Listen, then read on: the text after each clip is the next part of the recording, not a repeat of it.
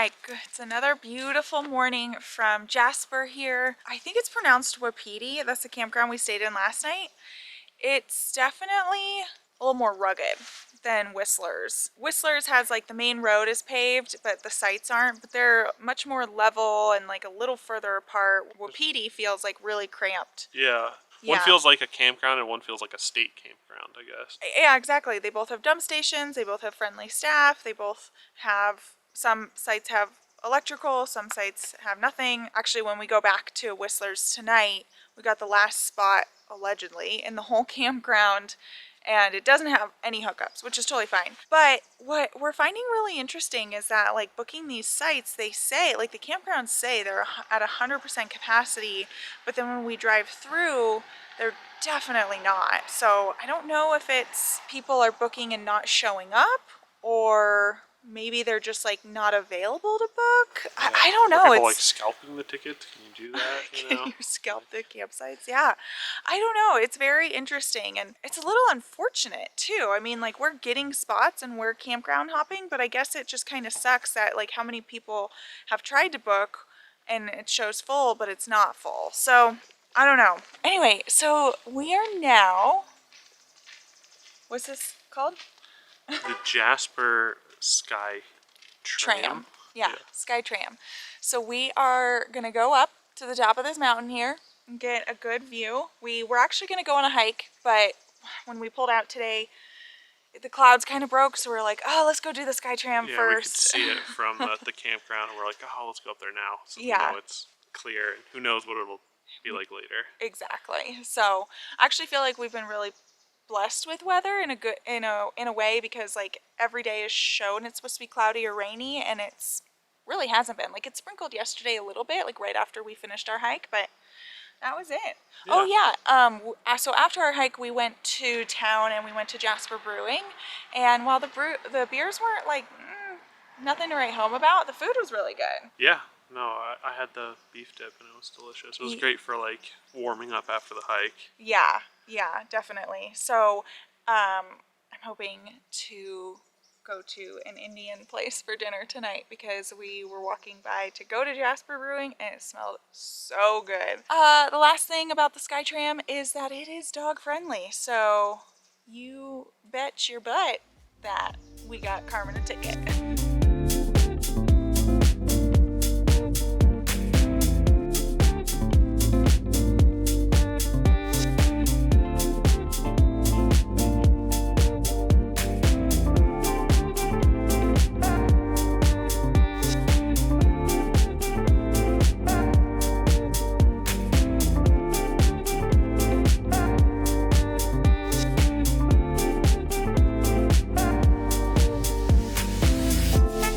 And that marks 1/3 of our way up to the top here.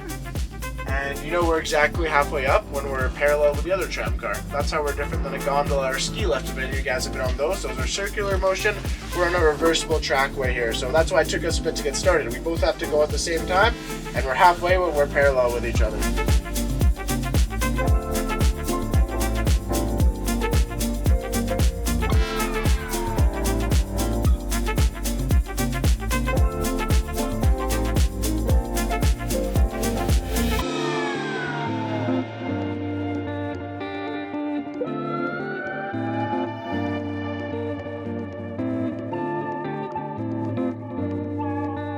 Made it to the top. Yeah. Well, kind of. We're actually not gonna hike to like the summit because we don't want to. Yeah. But you can if you want to when you're out here. You can even hike up to the summit from the bottom. Oh, yeah, if you're feeling like really adventurous. Yeah. The views up here are stunning. So something that's really cool is you can actually see the campgrounds that we've been staying at. Oh, this is gonna be hard. I'm just gonna like zoom in. But as you can see, like the Whistler's campground is like a little bit more organized. You can clearly see the loops and the sites and like how far apart they're spaced out. And then you can see the Wapiti campground and it's just like scraggly looking. Yeah, like so yeah, same impressions from it, from the two campgrounds from above as you get in person. Yeah. But it is absolutely gorgeous up here. The views are incredible. There's still like a little, I don't know what it is. Like haze. Yeah, haze, exactly. So there's still a little haze, but that's fine because with the weather how it's been, I don't really know when we were going to get a clearer day to do this. And it's not as cold as I thought. No, Yeah. it's definitely, say, 10 to 15 degrees colder up here than down below, but Yeah. you know, you don't really feel that difference when you go from like 50 to 35. Like, it's just cold. I mean, it's not 35 up here. You don't think so? I don't know. I don't think so. I mean, we're wearing layers, and like I brought Carmen's jacket just in case, but like she is not interested in it. She's fine. Want to ensure you never miss out on our content? Don't rely on social media notifications to let you know when we release new stuff. There's only one way to get all of our updates directly, and that's by signing up to our newsletter. Unlike social media algorithms that decide for you what you should see, our newsletter guarantees you'll get every bit of content we share, from daily articles to new video releases to exclusive discounts. If daily's too much for you, just sign up for our weekly recap. Don't let the algorithm decide what you see. Sign up now and join our Getaway gang.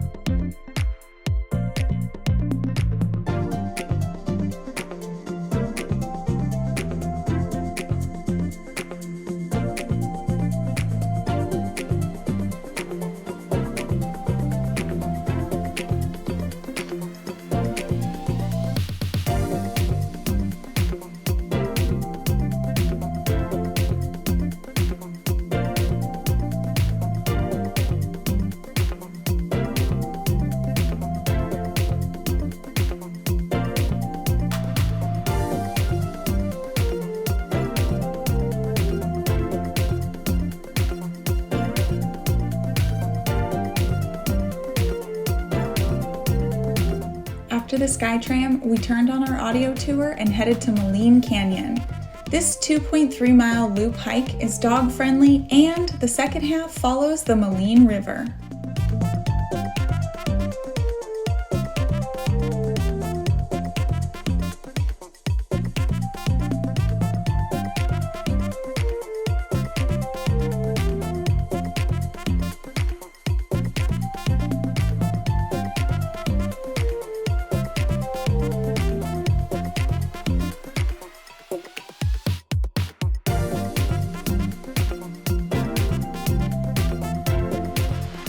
Skytram to trail. We've made it to Maligne or Maligne Canyon. It's a good one. It's an elevation one again. I'm a little it's not tired, too long, yeah. but it's got some steep ups and downs. Yeah. We recommend you doing this trail, Maligne Canyon Loop, in the counterclockwise. Is what we learned. It starts off with this massive downhill climb to the bottom. That away I from the river. absolutely would not want to climb up. Yeah, so it's the same as last time. You kind of start your loop with just like, just beautiful views of the valley and just walking through the forest, going down the cliff. Yeah. It's not too steep. There's one spot that was a little steep, but the rest of it was all very manageable. And then you get to walk up right along the river here and like at the bottom of the canyon and just climb the canyon, but it's all paved in steps, and so it's a lot easier to climb up that. You know what I was even thinking is that I wouldn't even recommend the loop. I would just recommend an out and back down and up the river, because it's so pretty and you're going to get different views both ways. So I would almost just recommend that. Yeah. And there are a lot of tours here, and they have a second pickup location at the bottom of the river. And so that's also another option, is you make someone drive to the bottom and meet you. Pick you up. Yeah. We don't have that option. But anyway, look at this canyon. I know. Cut it really deep and shallow, or thin and deep, which is really cool. Yeah, it's a really, really pretty hike. Definitely recommend if you have the time. I'm really glad we stayed a couple extra days just to fit all these different activities in, because I feel like I would be missing, like we'd be missing out if we didn't spend a couple nights in Jasper. So definitely book yourself a couple nights, Yeah. right? Yeah. All right, our break is over. We got to tackle the rest of the canyon.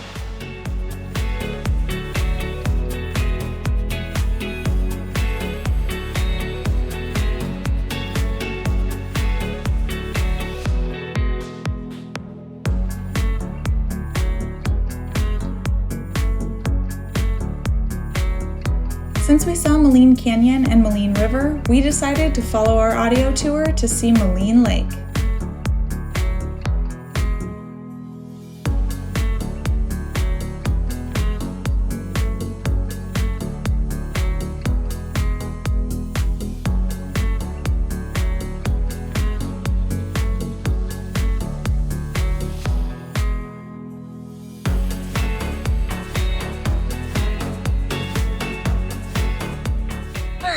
So our little auto tour has taken us up here to Maligne Lake. Maligne Lake. Yes.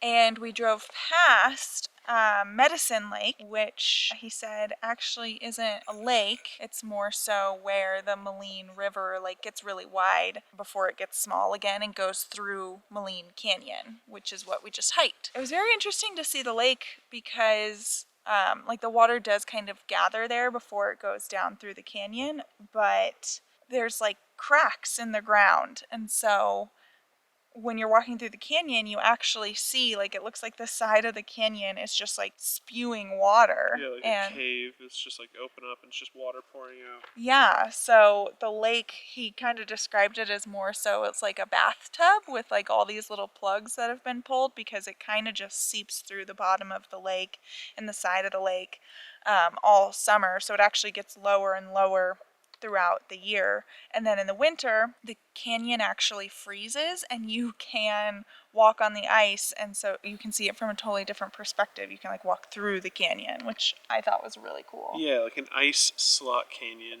Yeah, totally.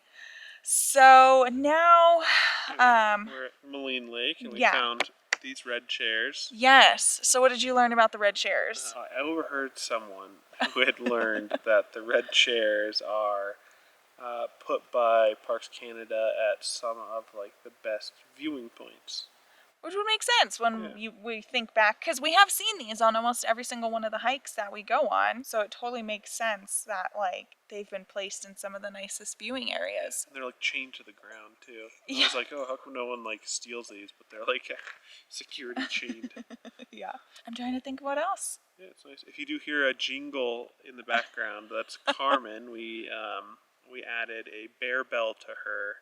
Yes. So since she's always in front, it felt like it just made sense to put it on her. And the way she walks, I feel like it jingles a little bit more. Yes. Than us. So we have already seen 3 bears here. 2 yesterday, 2 grizzlies, and 1 black bear before that. So really cool experience. But it was from the car.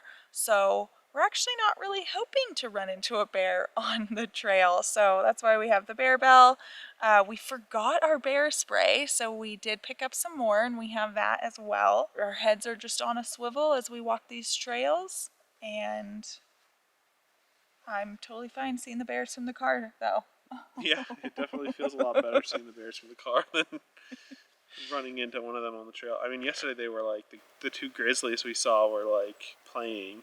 Yeah, but it was really cute. They're like grabbing at each other and biting at each other. Yeah. So I don't think I would want to play with a grizzly. Absolutely not.